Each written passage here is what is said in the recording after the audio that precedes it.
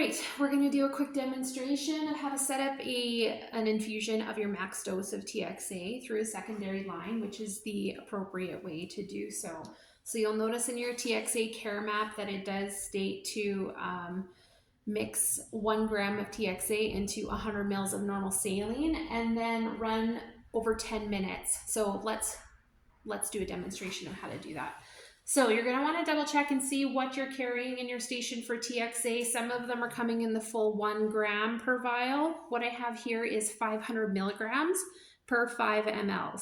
So that means I'm going to need 2 of these. I've already gone ahead and pulled them up into a syringe. So we have 10 mils of TXA in this syringe that we're going to go ahead and put into our secondary bag.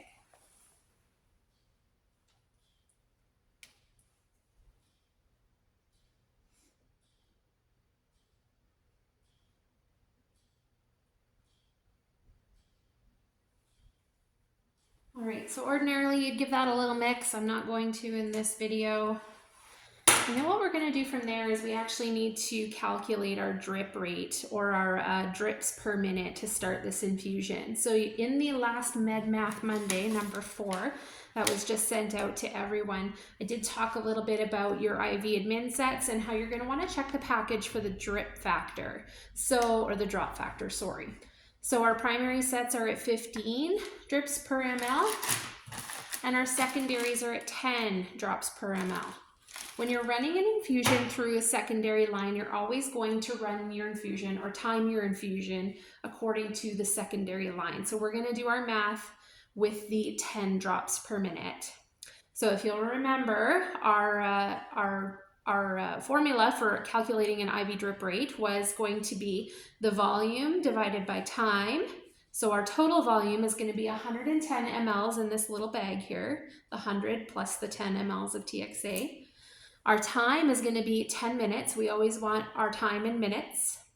And then we're going to multiply that by our drop factor, which is 10. So that's going to end up at the end of it all being 110 drips per minute. Actually super easy math, right?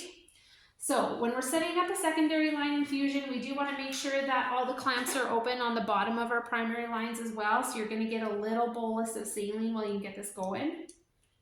Make sure that's open. You can see it running in here. And then we're going to open up the clamp to our secondary line as well. And this is where we're going to time our drips from. So we're going to open this up. You can see it running in there. Now, how am I going to count out 110 drips per minute? That's an awful lot of counting. So we're going to go ahead and we're going to start up a metronome app, and I'm just going to input 110 beats per minute for that and hit play. Here we go, 110 beats per minute, and we're going to line up our drips to that.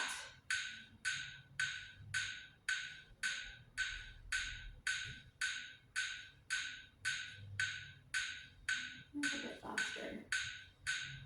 There we go. So in the absence of having pumps on truck, this is what we can do in the interim. It's not a perfect science. We're doing the best we can, but we don't want TXA to just be bolused or pushed in all at once, because that can of course cause a risk of hypotension. So we do want to keep it nice and slow, or as close to 110 drips per minute as possible. When that bag is all finished, we're just going to close this off. And depending on whether or not you still want to continue giving normal saline, you can keep this open or close it off and give ringers through a separate line, which would be my recommendation for a hemorrhaging patient. Perfect. Thanks, guys.